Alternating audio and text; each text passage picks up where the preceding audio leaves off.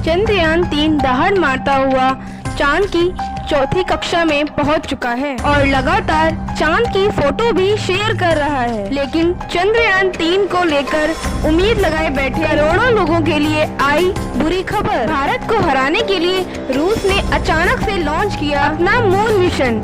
चांद के दक्षिणी ध्रुव पर सबसे पहले उतरने की मची ओर। इसी ओर में चंद्रयान-3 भारत का और लूना 25 रूस का टकराने का खतरा आया सामने। शायद सिर्फ और सिर्फ भारत को नीचे दिखाने की साजिश की गई है। दोस्तों, हमारा चंद्रयान-3 इस समय चांद के चौथे ऑर्बिट पर चक्कर लगा रहा है और यह चांद के उतरने पर काफी नजदीक है। हम सभी भारतीय मिशन को लेकर काफी ज्यादा उत्साहित हैं और इस उत्साह की बड़ी वजह यह भी है क्योंकि हमारा अंतरिक्ष यान चांद के दक्षिणी ध्रुव पर उतरने वाला है। जैसा कि हमें उम्मीद थी कि इस मिशन के सक्सेसफुल होते ही भारत चांद के इलाके में उतरने वाला दुनिया का पहला देश बन जाएगा, लेकिन हमारी इन उम्मीदों को बहुत बड़ा झटका लगा है क्योंकि अचानक से ही बिना शोर शराबा किए रूस ने अपना अंतरिक्ष यान यानी कि लूना 25 लॉन्च कर दिया है। साथ ही इसका प्लान अपने स्पेस क्राफ्ट को चांद के दक्षिणी चंद्रयान से पहले उतारने का है, यानी चांद के इस इलाके में सबसे पहला झंडा गाड़ने का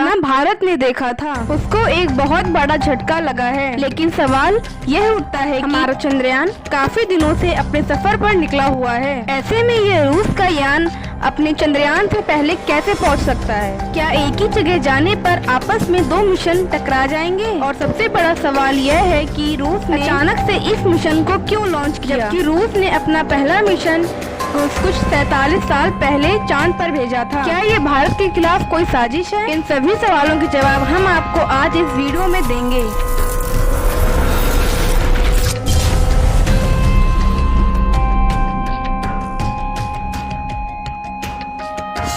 दोस्तों, जैसा कि हम सबको पता होगा, हमारे चंद्रयान ने 14 जुलाई को चांद पर पानी की खोज के इरादे से उड़ान भरी और जब से ये मिशन लॉन्च हुआ है इसरो ने कई कीर्तिमान स्थापित किए हैं। फिलहाल अगर बात करें तो पृथ्वी के ऑर्बिट को कंप्लीट कर लूनर ऑर्बिट को पार करते हुए हमारा चंद्रयान-3 चांद के लूनर ऑर्बिटर में चक्कर लगा रहा है। इसरो के प्लानिंग के मुताबिक 16 अगस्त को चांद की 5वीं कक्षा पूरी करने के बाद इसकी डी ऑर्बिटिंग स्टार्ट करनी है। उसके बाद हमारा विक्रम लैंडर अपने रोवर और बाकी दूसरे उपकरणों को लेकर बड़ी सावधानी से 23 अगस्त वाले दिन चांद की सतह पर उतर जाएगा। उम्मीद तो सभी को यही थी, सॉफ्ट लैंडिंग के साथ ही भारत चांद के दक्षिणी ध्रुव पर उतरने वाला पहला देश बन जाएगा और यह एक बहुत बड़े गर्व की बात होती। लेकिन रूस की स्पेस एजेंसी रोसकॉसमोस ने भारत की उन उम्मीदों पर पानी फेर दिया है। जैसा कि हमने बताया, रूस ने न कोई ढोल नगाड़ा पीटे बल्कि बड़ी ही शांति से अपने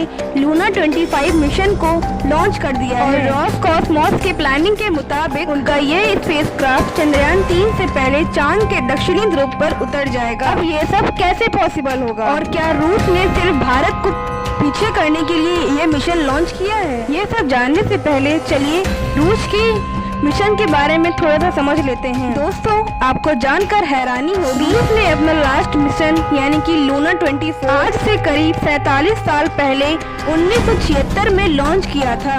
इस मिशन का मकसद चांद की मिट्टी और चट्टानों के सैंपल पृथ्वी पर लाना था। इसके लिए लूना 24 ने चांद पर 18 दिन बिताए और सारे सैंपल कलेक्ट करने के बाद 6 सितंबर 1976 को वापस पृथ्वी पर लौट आया। रोसकॉसमोस का ये मिशन तरह सक्सेसफुल रहा था, लेकिन इसके बावजूद उन्होंने 47 साल तक अपना कोई भी मिशन लॉन्च नहीं किया और अब अचानक से उन्होंने ये अपना मून मिशन लॉन्च कर दिया है। लूना 25 मिशन की अगर बात करें, भारतीय समय अनुसार सुबह 5:30 बजे उसके स्पेस बोर्ड रूम से उड़ान भरी थी।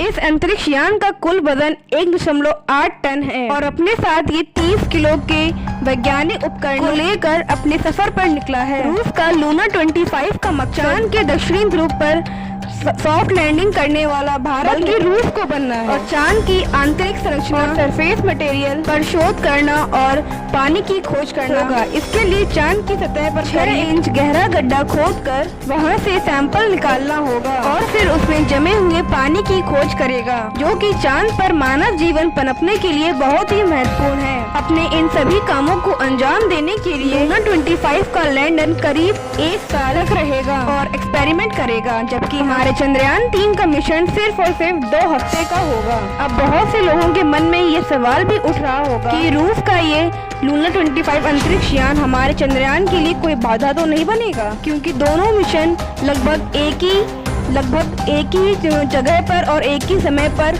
चांद पर उतरने जा रहे हैं। इस पर रूस की स्पेस एजेंसी कहकर आश्वासन दिया गया है कि दोनों मिशन एक दूसरे की यात्रा पर बिल्कुल नहीं आएंगे, क्योंकि चंद्रयान का दक्षिणी ध्रुव बहुत ही बड़ा है और उस पर सारी स्पेस एजेंसियां अपने मिशन को एक साथ एक जगह पर भेज सकती हैं। इसके अलावा रूस की स्पेस एजेंसी रोसकॉसमोस ने की तरफ से यह भी बताया गया है कि उनका ये यान चांद के 5 दिन के अंदर ऑर्बिट में पहुंच जाएगा, यानी 16 अगस्त यानी कि आज उनका लूना 25 चांद की सतह पर पहुंच चुका होगा और उसके बाद 4-5 दिन चांद के ऑर्बिट में रहने के बाद यह चांद की सतह पर सफलतापूर्वक लैंड कर जाएगा। इसका सीधा मतलब यह है कि अगर सब कुछ सही रहा तो लूना 25 हमारे चंद्रयान 3 से 1 या 1.5 दिन के पहले ही चांद की सतह पर उतर चुका होगा। ऐसा करते ही चांद के दक्षिणी ध्रुव पहुंचने वाला देश रूस का सबसे पहले नाम आ जाएगा। लेकिन सवाल यह उठता है कि चंद्रयान 3 से इतने दिनों बाद भी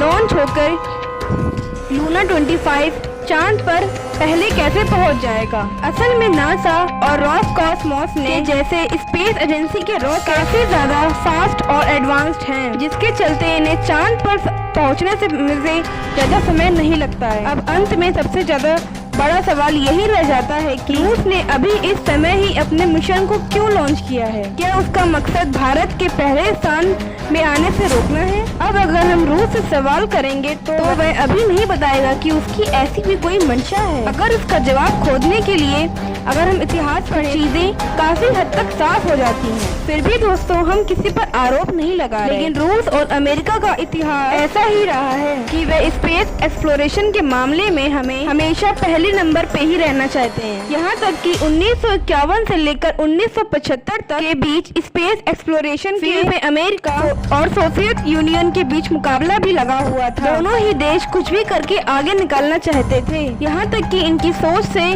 बहुत सारे वैज्ञानिक और एस्ट्रोनॉट और बहुत से बेजुबान जानवरों को जान भी गंवानी पड़ी थी। इतिहास में इस इवेंट को स्पेस रेस का नाम दिया गया था। सबसे ये दोनों देश इस फील्ड में सबसे आगे या कहें सबसे ऊपर रखना चाहते हैं। ऐसे में हमारा सोचना बिल्कुल गलत नहीं होगा कि रूस ने चांद के दक्षिणी ध्रुव पर सबसे पहले पहुंचने वाला देश बनने के लिए यह मिशन लॉन्च किया है। हालांकि इस मामले पर कुछ भी यकीन के साथ नहीं कहा जा सकता है, क्योंकि देखा जाए तो रोसकॉसमोस ने रूस से अपने लूना 25 मिशन को अक्टूबर 2021 के लिए प्लान किया था। बल्कि इतिहास में थोड़ा और पीछे जाकर देखें तो पता चलता है कि मिशन अलग अलग कारणों के चलते करीब 25 सालों से डिले हो रहा था। यानी ऐसा नहीं है कि रूस ने भारत पीछे करने के लिए अभी कोई ताज़ा मिशन लॉन्च कर दिया। यही वजह है कि इस मामले में कुछ कहा नहीं जा सकता। लेकिन सच्चाई यही है कि रूस के प्लान में अगर कुछ गड़बड़ नहीं हुई तो भारत अब चांद के दक्षिणी ध्रुव पर उतरने वाला पहला देश